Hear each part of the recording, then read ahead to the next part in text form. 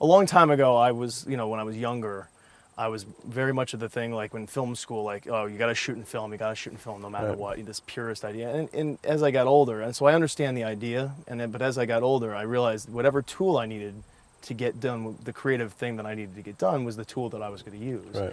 And I have since not shot on film in any of my career since film school, and that's been fun. And so I kind of get with you, like people that, it's like, people that don't, you have an opinion about 3D, or people that come to you like, oh, why do you do 3D? Ready. Ready. Ooh. Yeah, I mean, I've never quite understood it either. I mean, I think all the like the cries of faddishness and the gimmick stuff, I think a lot of that is pretty well based. I think a lot of times, all the studio-made 3D that's coming out is pretty much faddish, and is, to get butts and seats, frankly. Ready? You're freaking me out, dude. I think it's interesting. A couple of points that you made. I think that, it's just now, the technology is just now catching up with the ability to actually realize that artistic endeavor. It's been out of the reach for a long time, but now you're getting these cameras that have 2 lenses on them and great sensors, and so that's slowly picking up the pace. Right. And so you'll start to see a lot more independent 3D. And Ready. Ready.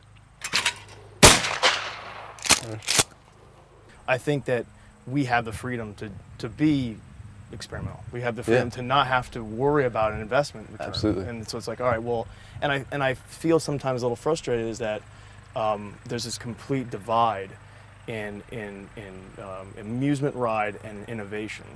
In everything, not just 3D, we can go beyond that. And just and in a lot of the stuff that we do as independent filmmakers and content makers is that that divide sometimes feels very far. I don't know what you feel about that, but it sometimes feels like we're working our asses off to try something really new, and they're like, yeah, that's kind of cool, but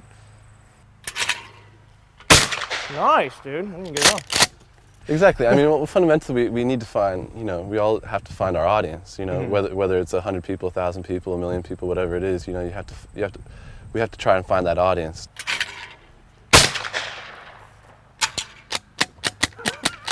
Listen, killer. It's funny that you also just remind me a little bit of this discussion. Reminds me of Kubrick in 2001 and some of the stuff he was doing optically with just the sets and stuff, things that people hadn't seen before, right. and pushing that. And that was, I feel, done in an incredible innovation way. I think that he had cut his teeth early on just regular films, and then was able to get to that level and bring people along to do that. But I think that was a very good example of where he pushed the actual language of cinema forward by treating the technology as not just a piece of technology, but as something of a craft. Got you there. 3-4.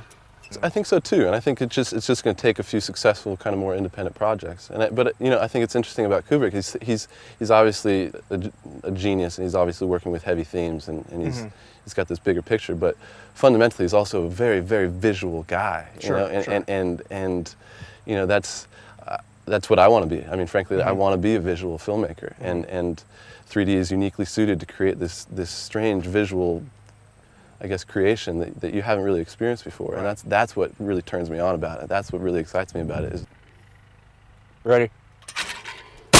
Got me. Do you get a little bummed out when you see the potential, or people use the technology as just kind of like, just as a kind of like, we're gonna put some 3D on it? And I don't know that I get bummed out. It actually kind of excites me because the door's still open, in a way. Still accepting it and still. Yeah, and if somebody missed their opportunity, that just means that my opportunity is still there. Ready? Ready. 3-6. But a large part of what we do is kind of sealing yourself off from all that stuff that goes on around you, whether it's fundraising, or whether it's people not believing, or whether it's just in 3D, just the general kind of anti-fanboy hate, that goes along with it. And so a lot of like the game outside of actual creation is just steeling yourself up to that, and kind of trying to rise above it to a certain extent, not listen to it. Out of it. Yeah, and not let it affect you, because frankly, it doesn't matter to me, because you know, I have a fundamental confidence in what I see in my mind and what I want to do. Ready? Oh, 6'4", you got that. All right. I was second.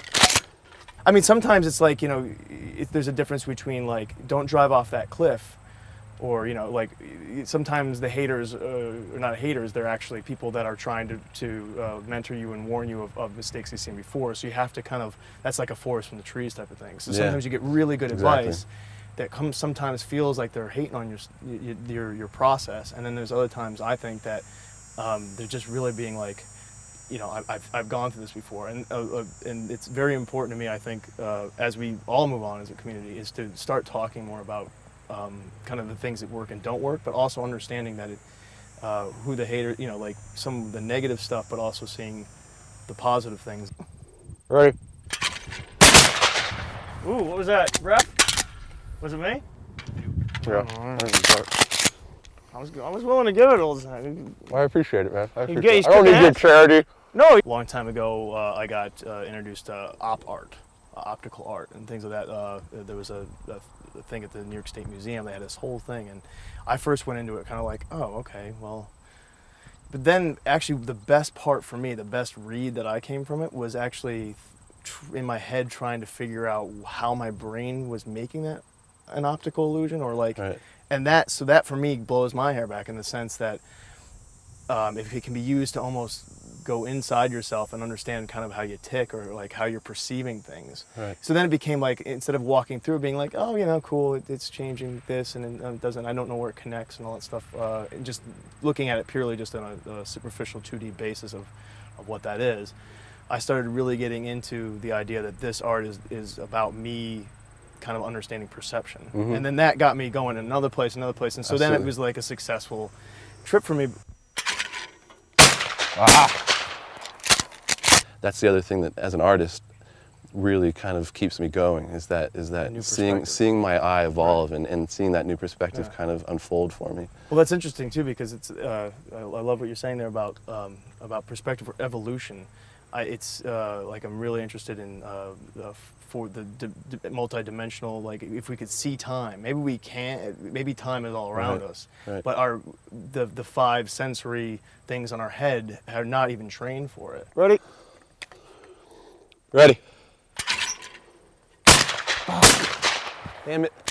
That idea of the far future, that idea of 50 years from now, and something that I've been thinking about constantly, and all my friends are just like, Zach, stop talking about this, is this idea of the new Google Glass things that are coming out, the new goggles that are coming out. It's basically the idea that you're going to be able to put unobtrusive screens in front of each of your eyes, and eventually there'll be contacts, and eventually there'll be, you know, bionic implants into your brain. But the idea that you can actually put a layer in front of your eyes that is going to be able to create true high-definition imagery, seamless with the outside reality, and it's going to be truly 3D because it'll be both eyes. Right. And so the idea that you'll have, you know, you might call it Terminator vision, but the idea that you'll have true full-color, fully animated, personal holograms in front of you. Yeah. And just thinking about the implications of that in games and entertainment, or even just in innovation, in everything, like just how we see. Absolutely. Because now it seems like, well, before the moon was unattainable, and now we're thinking about Mars, and then light speed travel. Like, but imagine if you started seeing another perspective, something, and there's just like that one linchpin that turns, and then it all kind of comes into focus. Exactly. You have all these guys creating what they call artificial reality, AR stuff, right. and so, you know, you hold up your phone, and your screen knows where you are from GPS, and it sees what you see, so it actually displays something in front of that bush or whatever it is. But think about that, and without any layer in front of it, without a device, without anything, but just looking out here and being able to, like, you know, shoot a fake gun and see fake, you know, personal fake skeets just in the air and shoot them, and have it look completely real, but not actually be touching anything physical. Yeah. And the implications of that are just wild and truly profound.